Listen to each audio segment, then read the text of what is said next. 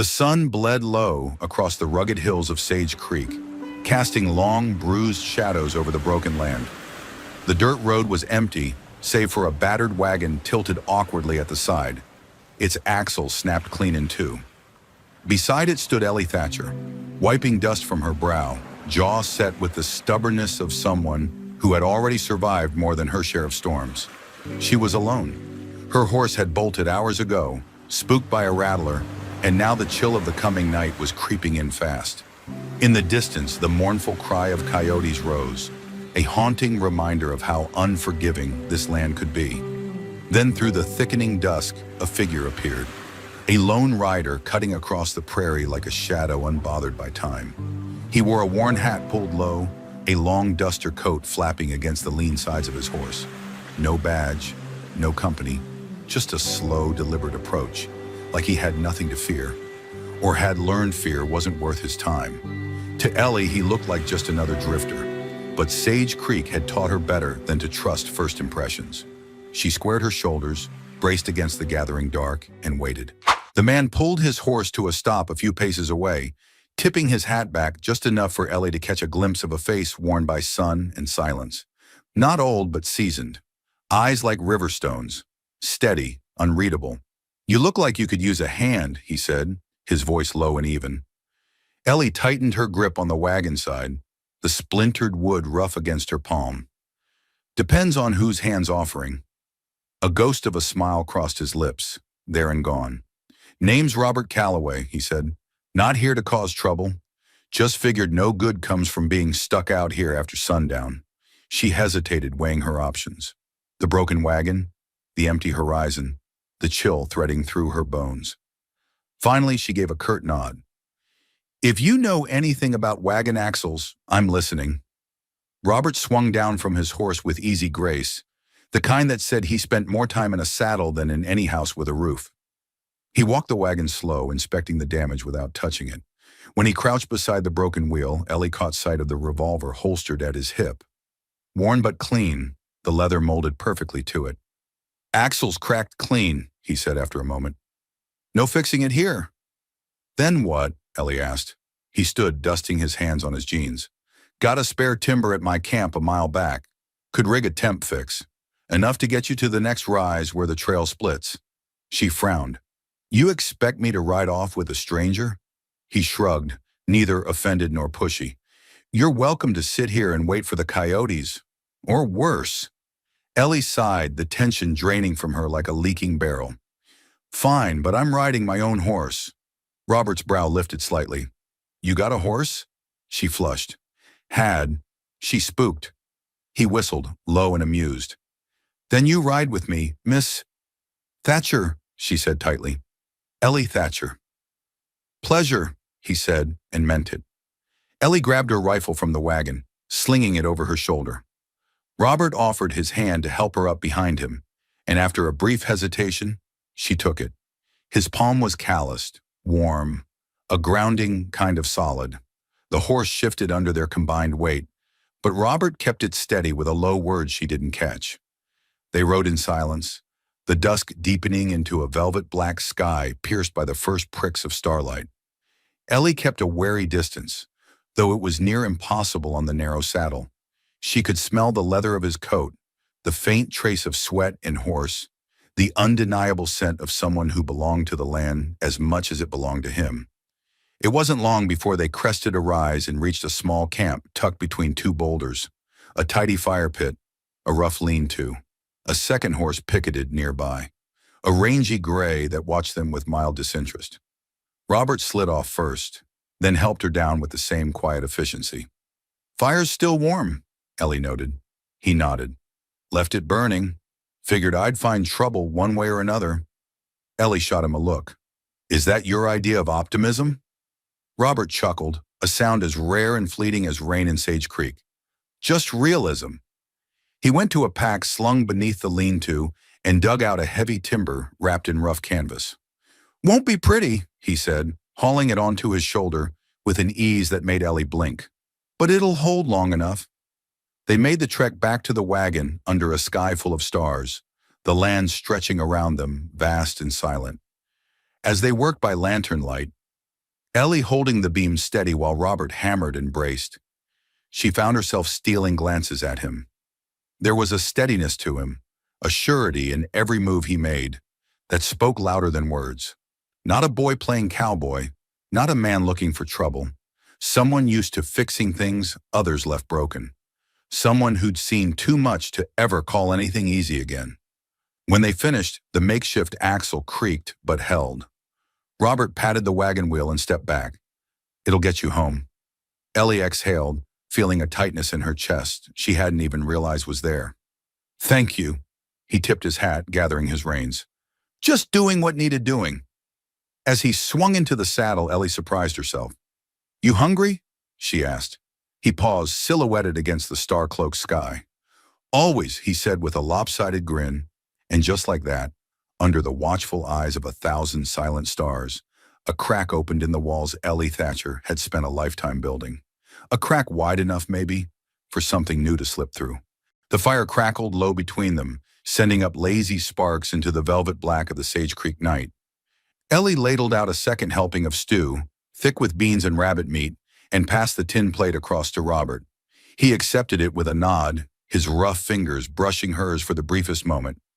A flicker of warmth she pretended not to notice. They ate in companionable silence, broken only by the soft clink of cutlery against metal and the occasional pop from the firewood. "You always fix strangers' wagons?" Ellie asked finally, wiping her mouth on her sleeve. Robert shrugged. "Only the ones that look mean enough to shoot me if I don't." A reluctant smile tugged at the corner of her mouth. "Smart man." He ate steadily, unhurried, like someone who knew how to stretch a meal for both taste and necessity. Ellie studied him over the rim of her cup. There was something about him that didn't quite fit the mold of the usual drifters who wandered through Sage Creek. He moved too clean, spoke too careful, carried himself like a man who knew exactly how far he could go and how fast he could get there. "Where were you headed?" she asked. He finished chewing, then set his plate aside. "Nowhere in particular." "Not much of a plan." He glanced at her, the firelight catching the faintest hint of a smirk. "Sometimes, nowhere's the only place a man needs to be." Ellie snorted softly. That sounds like the kind of thing someone says when they don't want to answer. He didn't deny it, just leaned back against a rock and stretched out his legs, hat tilted low over his brow. The stars spun slowly overhead, cold and sharp as glass. For a while, they let the quiet settle between them. Ellie found it almost comforting. Most men filled the air with talk, trying to impress or intimidate. Robert filled it with his presence, steady and unbothered, as if silence itself was a language he spoke fluently. When the fire had burned low and the night grew colder, Ellie rose and dusted off her trousers.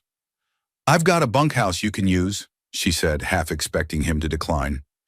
Most men wouldn't turn down an offer of shelter, but they'd grumble about the rules that came with it. Robert simply nodded. "Much obliged." They saddled up and rode the rest of the way back to Silver Ridge Ranch, Ellie's patch of hard-won land at the edge of Sage Creek's reach. The house came into view first, its porch light a flickering glow against the dark. The barn loomed behind it, sturdy but worn, like everything else she owned. As they approached, Ellie spotted movement out near the far fence line. A cow gone loose again, no doubt. She made a mental note to check it in the morning. Robert dismounted with easy grace, tethered his horse, and looked to her for direction. "Bunkhouse is there," she said, nodding toward a small outbuilding to the right of the barn.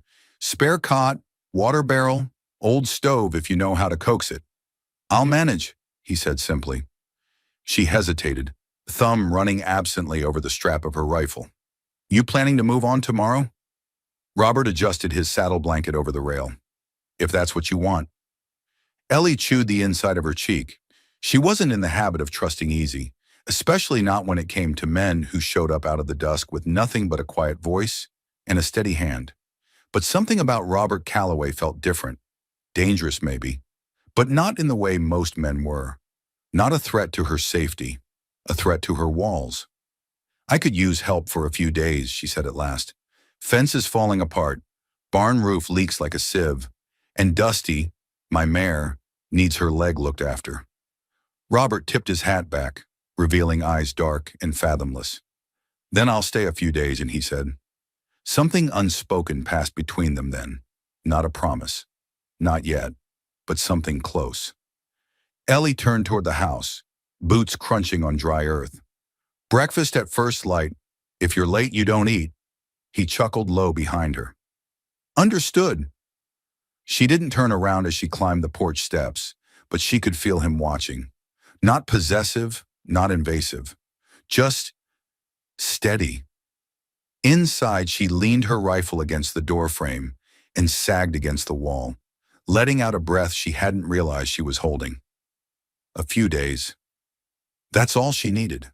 A few days of help, then he'd be on his way, and Sage Creek would slip back into the same lonely rhythm it always had.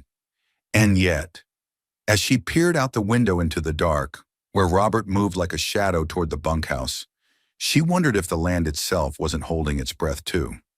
Waiting. For what, she couldn't say.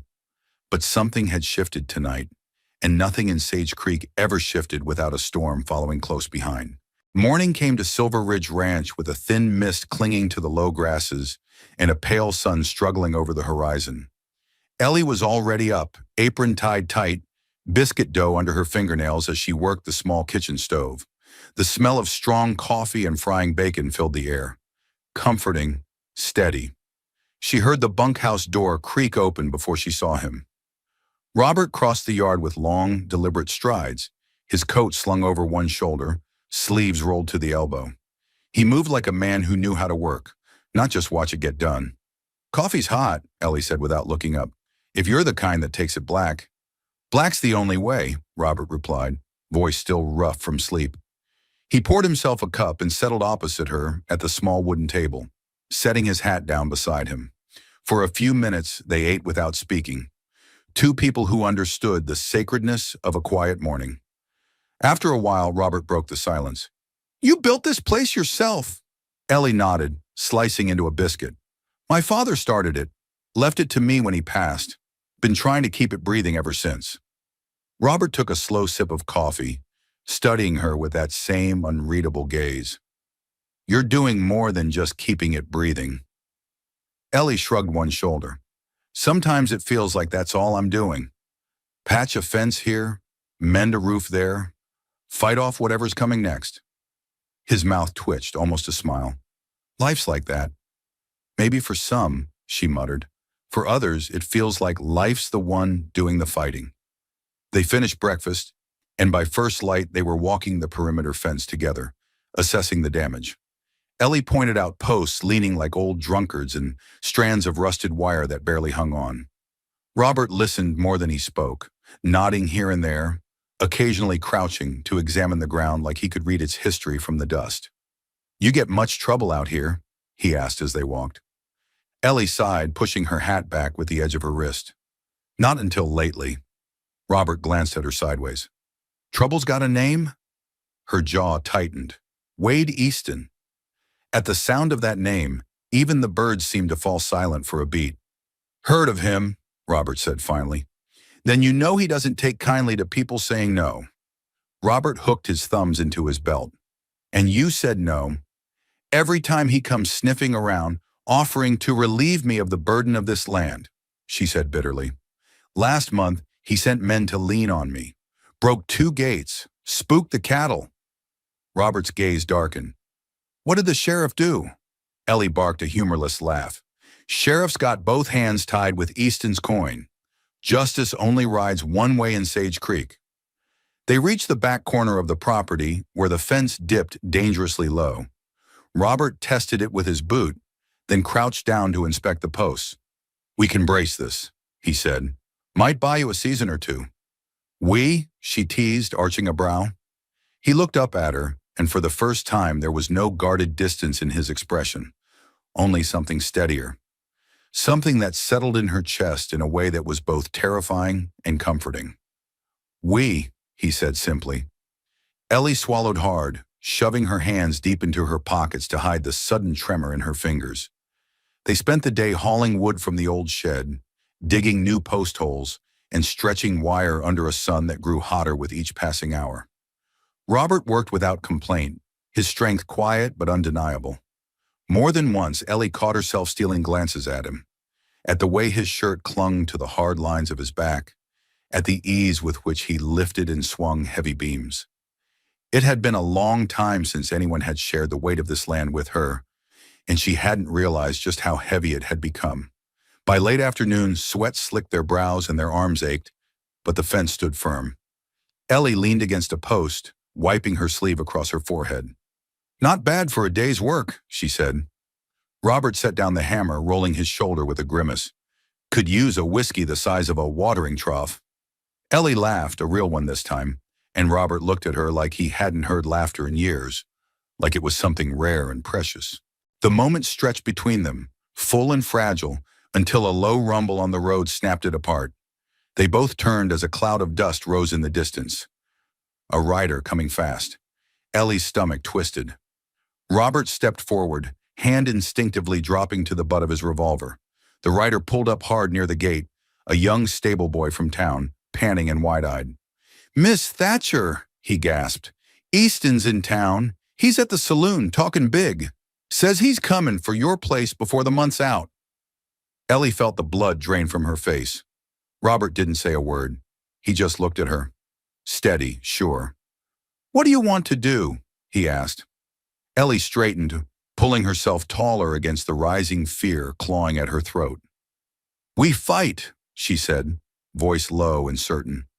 Robert nodded once, the ghost of a grim smile playing at his mouth. "Then we best get ready." As the boy rode off and the dust settled, the wind picked up again, carrying with it the first whispers of a coming storm. And this time, Ellie knew she wouldn't be standing alone. Not anymore. By the time the sun sank behind the jagged hills of Sage Creek, the town was already humming with trouble. Word traveled faster than wildfire in a place like this, and by the time Ellie and Robert rode in, every eye in the saloon turned to mark their arrival. Robert dismounted first, tying their horses at the hitching post with slow, deliberate movements. Ellie swung down after him, her palms sweaty against the worn leather reins. She hated this, hated stepping into a room already loaded with judgment and whispers. But hate didn't change facts, and facts needed facing. The wooden floorboards of the saloon groaned under their boots as they entered. Smoke hung thick in the air, curling around the low murmur of conversations that died out the moment they crossed the threshold. Wade Easton was easy to spot.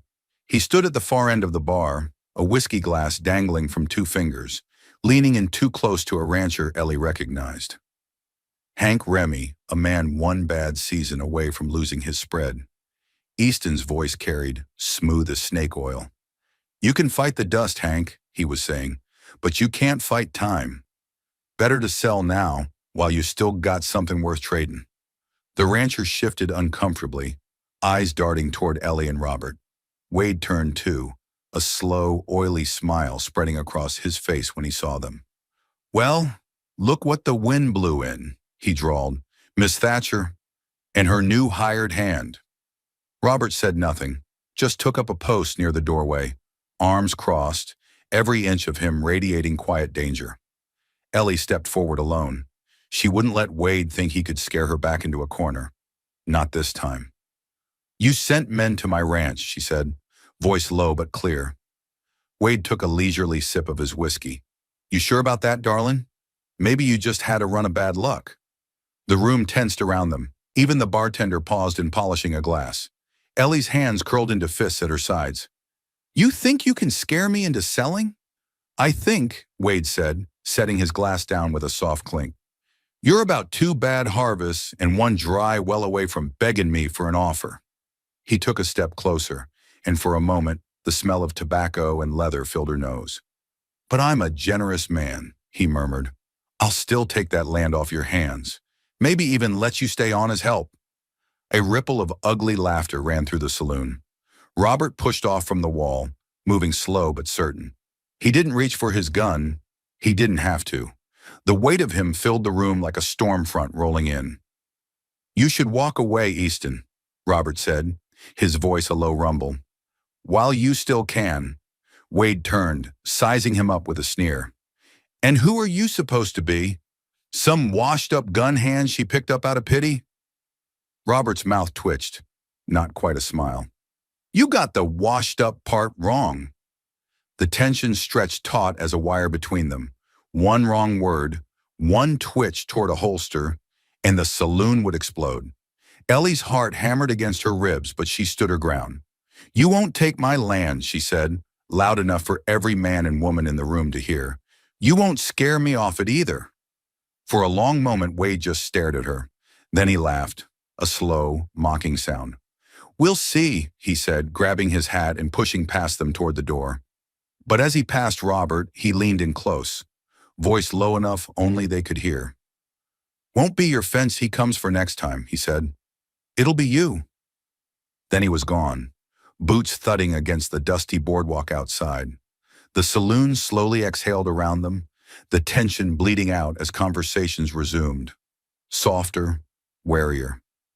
Ellie turned to Robert, trying to steady her breathing. "You heard him," she said. "I heard," Robert replied grimly. They left the saloon without another word, mounting up and riding back to Silver Ridge as the night closed in thick and heavy. The stars were sharp above them, cold and uncaring. Ellie kept her gaze forward, her hands tight on the reins. "He's not going to stop," she said after a long while. Robert rode a little closer.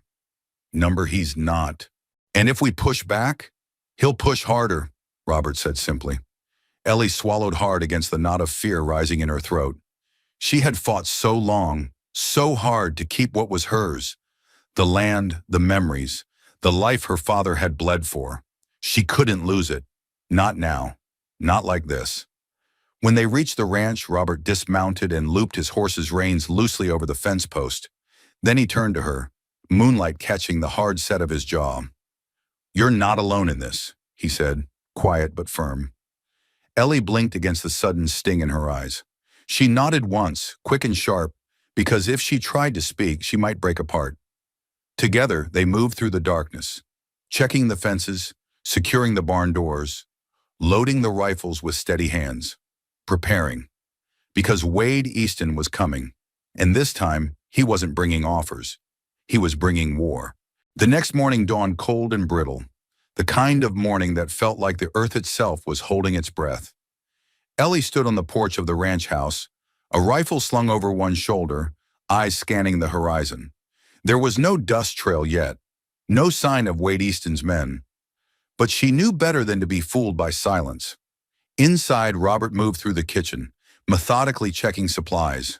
Rifles cleaned, ammunition counted, food packed into saddlebags in case they needed to run or hold out longer than expected. When Ellie stepped inside, he glanced at her but said nothing. Words weren't needed between them now. The air was already thick with everything they weren't saying. "You ready?" she asked quietly. Robert tightened the strap on a saddlebag. "Ready as we'll ever be."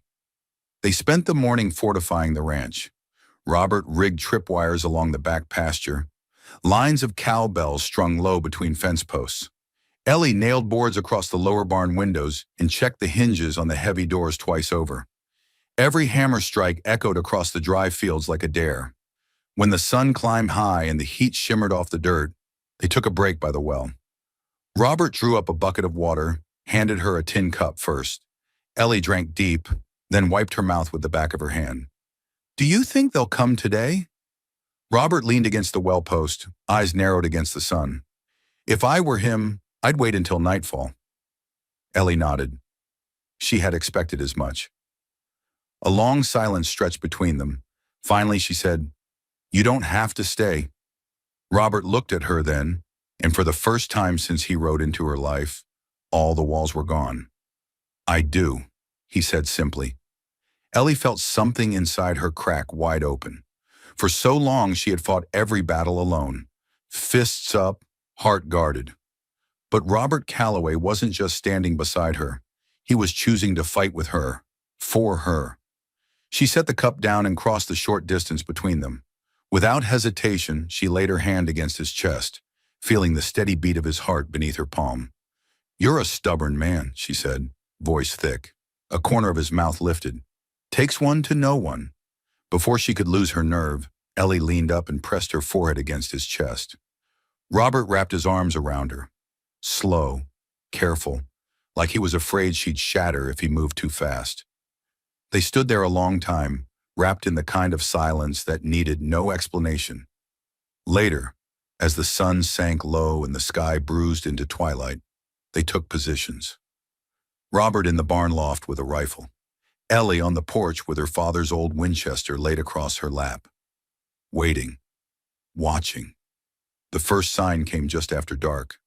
The faint rumble of hooves against hard ground.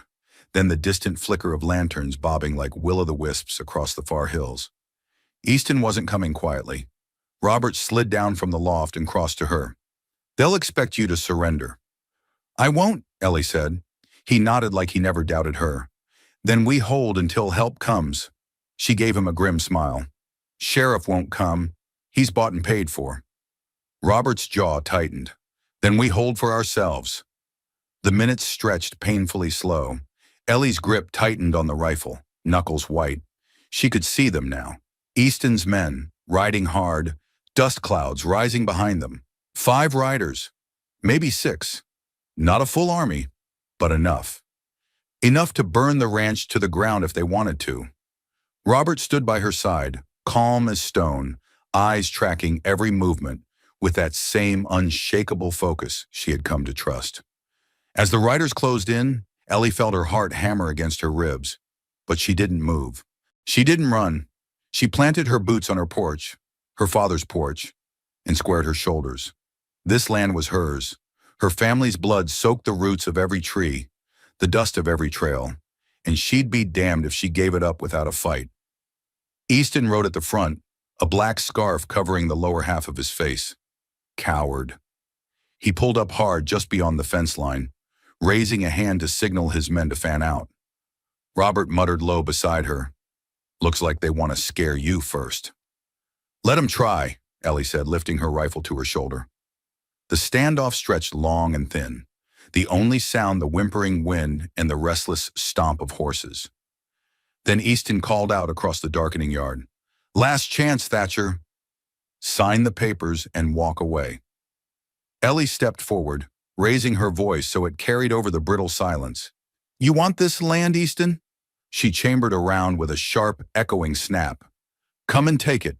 For a moment, everything stood still. The horses snorted and pawed at the earth, riders shifting nervously in their saddles. The last of the sun's light bled from the sky, leaving only a bruised twilight stretching over Sage Creek. The barrel of Ellie's rifle gleamed in the half-dark. Then Easton laughed.